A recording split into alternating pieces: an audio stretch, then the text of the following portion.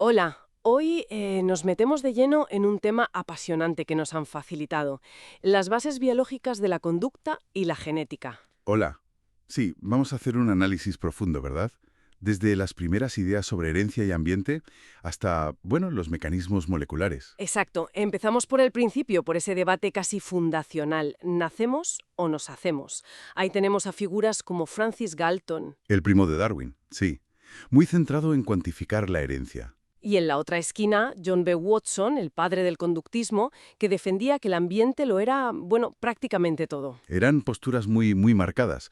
Galton buscando esa proporción herencia-ambiente y Watson diciendo, básicamente, dame un niño y lo convierto en lo que quiera. Pero hoy sabemos que la cosa no es tan simple, ¿no? No es blanco o negro. Para nada.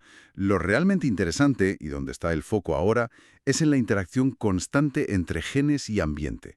No se pueden separar. ¿Y cómo vemos esa interacción en la práctica? Pues un ejemplo clarísimo es la epigenética. Es fascinante. Ah, ¿sí? Explícanos un poco más. A ver, la epigenética estudia cómo factores del entorno, piensa en la dieta, el estrés, incluso ciertas toxinas, pueden modificar la expresión de los genes. O sea, ¿encienden o apagan genes? Exacto. Como interruptores. Y lo clave es que lo hacen sin alterar la secuencia del ADN en sí.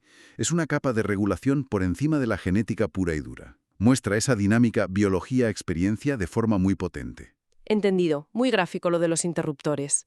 Vale, bajemos ahora al nivel molecular, a lo fundamental. Toca hablar del ADN. Claro, el ácido desoxirribonucleico. La famosa doble hélice que describieron Watson y Crick en 1953. Allí están las instrucciones de la vida. Organizadas en cromosomas dentro del núcleo de nuestras células. Justo. Y el flujo de información sigue lo que llamamos el dogma central de la biología molecular, que bueno, es un modelo clave. ¿Cómo funciona ese flujo? Pues, básicamente, el ADN se transcribe a ARN, que actúa como un mensajero, una copia de trabajo. Vale. Y ese ARN luego se traduce para fabricar proteínas. Y las proteínas, bueno, las proteínas lo hacen casi todo en la célula.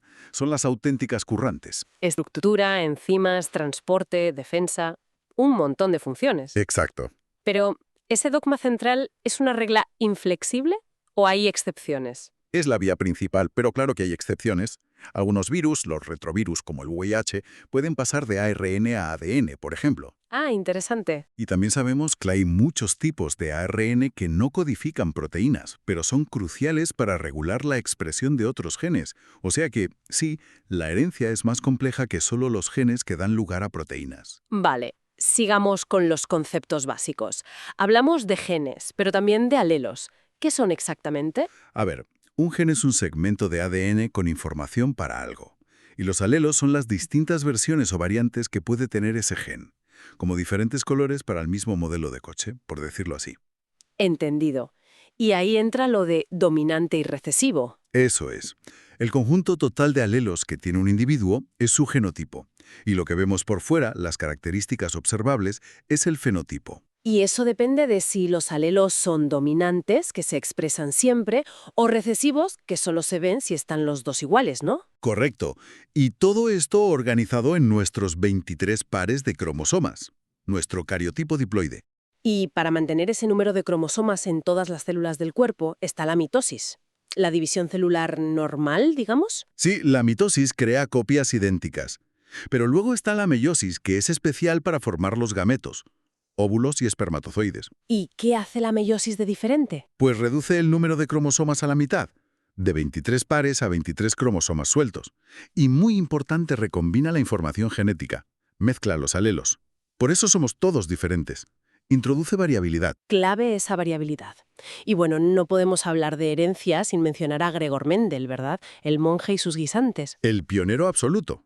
Sentó las bases de la genética con sus leyes de la herencia, uniformidad, segregación, independencia, sin saber ni lo que era el ADN. Increíble. Sus leyes nos ayudan a entender la herencia monogénica, ¿cierto? Cuando un solo gen determina un rasgo o una enfermedad. Exacto.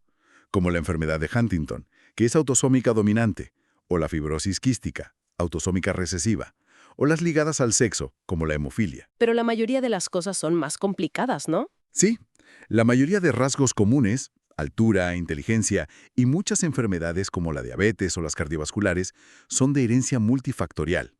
Intervienen muchos genes y también factores ambientales. Volvemos a la interacción de la que hablábamos. Y claro, para que haya variantes, alelos, tiene que haber cambios en el ADN. Las mutaciones, ¿cómo se producen? Pues pueden ser espontáneas, errores que ocurren durante la replicación del ADN o, sobre todo, en la meiosis.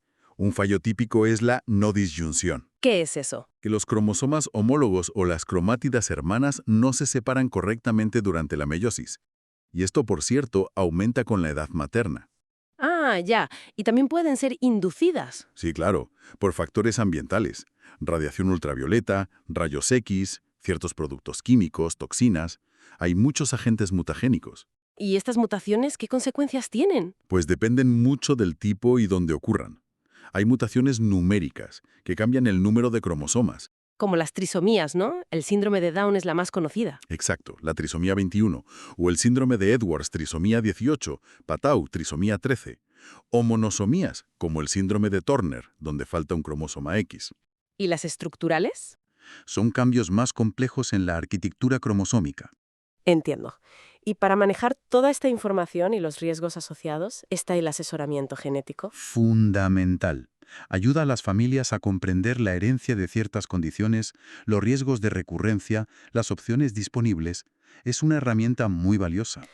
La verdad es que sí. Bueno, hemos hecho un buen recorrido, ¿eh? Desde Galton y Watson hasta la epigenética, el ADN, ARN, proteínas, Mendel, mutaciones. Ha sido intenso, pero creo que hemos cubierto los puntos clave del material. Sin duda.